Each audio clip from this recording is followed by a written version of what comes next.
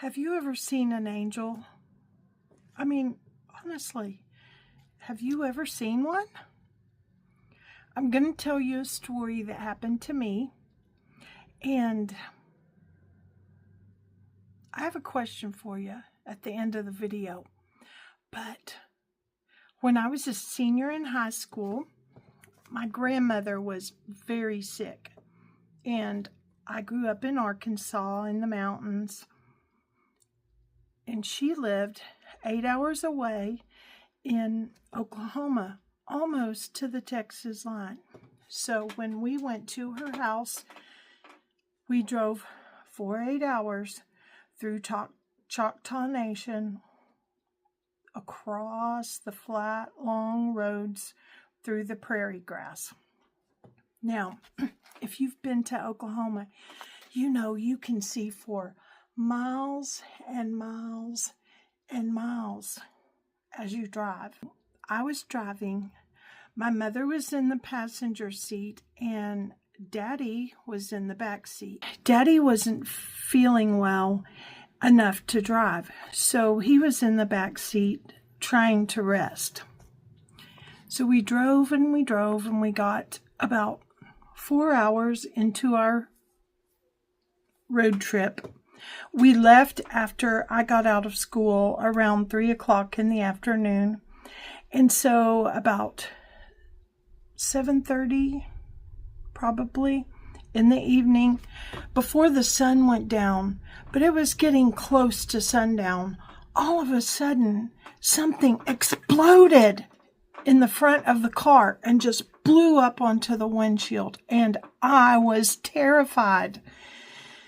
I was able to get the car over to the side of the road, and what had happened was a radiator hose had burst open and it sprayed radiator fluid all up onto the windshield of the car.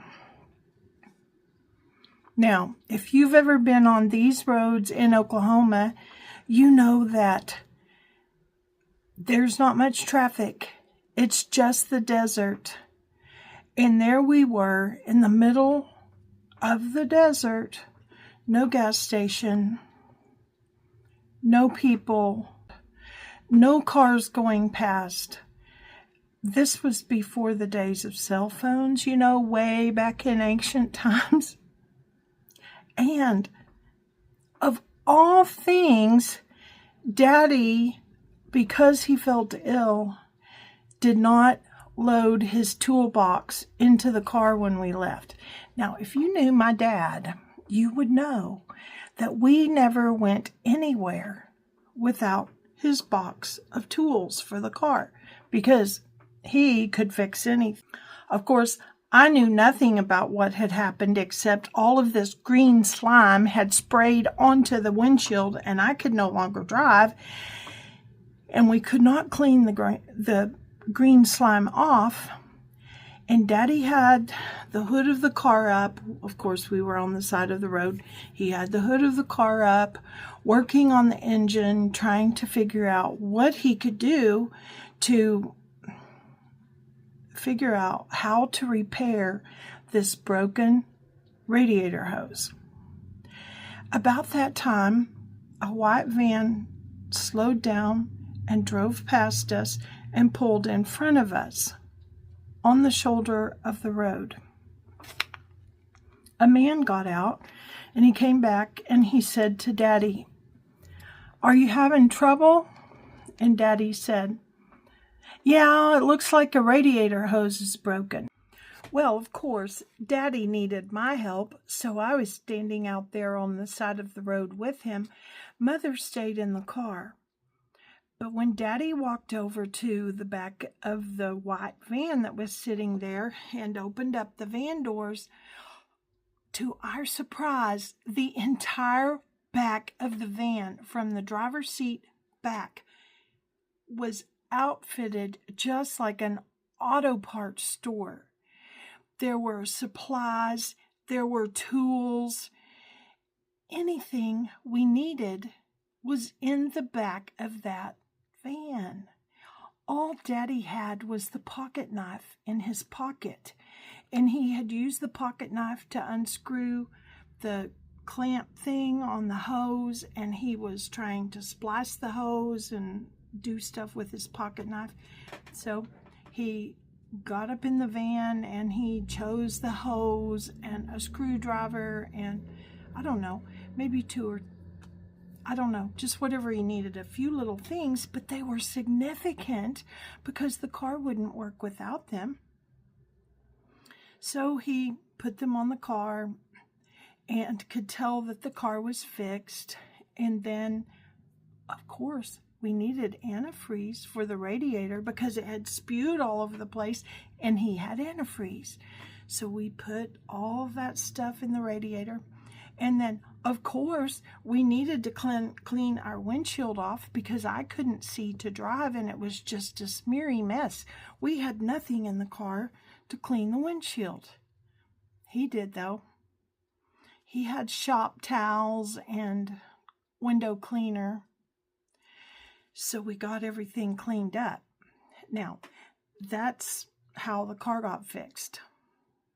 We were all set, ready to go.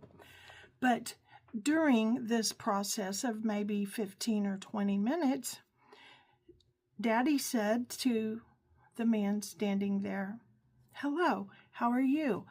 And he told his name. And the man said, "Hello, nice to meet you." He didn't respond with his name. And then as Daddy worked on the stuff under the hood of the car, he said, "So, do you have a business around here?" And the man said, "No, I'm just passing through and saw you there. Thought maybe you could use some help." And he didn't say anything else. So then, of course, Daddy tried to pay him for the things that he had taken from the van, and he said, "No, I'm just happy I could help. Whatever you needed." And Daddy thanked him, and the man said that he was so happy that he could help us. Here's how the man was dressed. He had on mechanic clothes.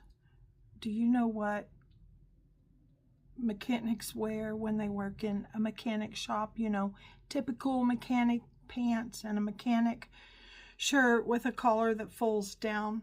A lot of times there's a pocket right here and their name is embroidered above the pocket.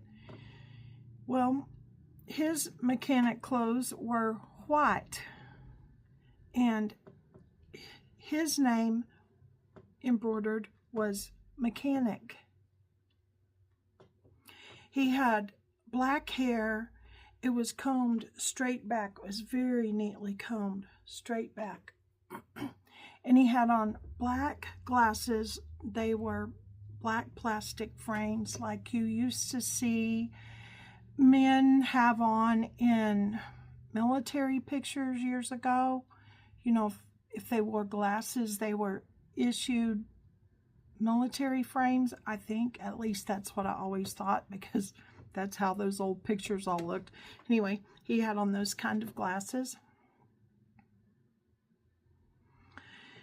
So, obviously, there was nothing else to say besides thank you. And no, he wasn't going to accept pay. So, we just got back in the car. And I said to Mother, "Oh, but before we got in the car," he said, "Now you guys go ahead and get on the road. I'm going to pull out behind you and make sure you get on the road okay." Of course, I was still driving because with the way Daddy was feeling, it was an effort for him just to get the car fixed. The man did not help fix the car. He just stood there on the shoulder of the road, right about where the front wheel is. So when we got in the car, I told Mother, I said, "Watch him. He's going to follow us." So we got in, closed the door, got ready to get back on the road. And I pulled on the road and picked up our speed. Now, my mother turned around in the seat. I mean, she didn't put her knees and legs up in the seat, but she turned around where she could see all the way out the back window of the car. And of course, I could see through the rearview mirror, and I could see from both side mirrors. We were on the flat road in Oklahoma, driving through Choctaw Nation, or somewhere out there. I don't remember exactly. I just know it was the desert and prairie grass with no gas stations. So we drove, and the white van with the man in the white uniform continued to follow us until we came to an overpass. So the road goes like this, the overpass goes like this, but you know, there's an on-ramp that goes up to the overpass, and there's an entrance ramp that crosses over and goes back onto the main road. So as we went under the overpass, we drove under. He went like this onto the on-ramp, but he never came up to the stop sign. He never turned left. He never turned right, and he did not continue on. When we went like this and he went like this, then he was gone.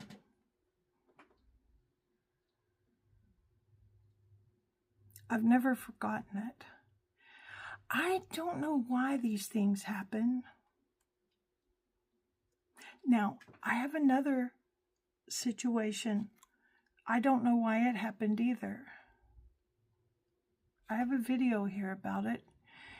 And the Raspberry Tootsie Roll Pop. Do you remember that story? The videos. I need to figure out how to link it in here, but it's in my videos. Was that an angel? Have you ever seen an angel? Do you know what angels are like? Tell me in the comments what you think, okay? And I'll talk to you again.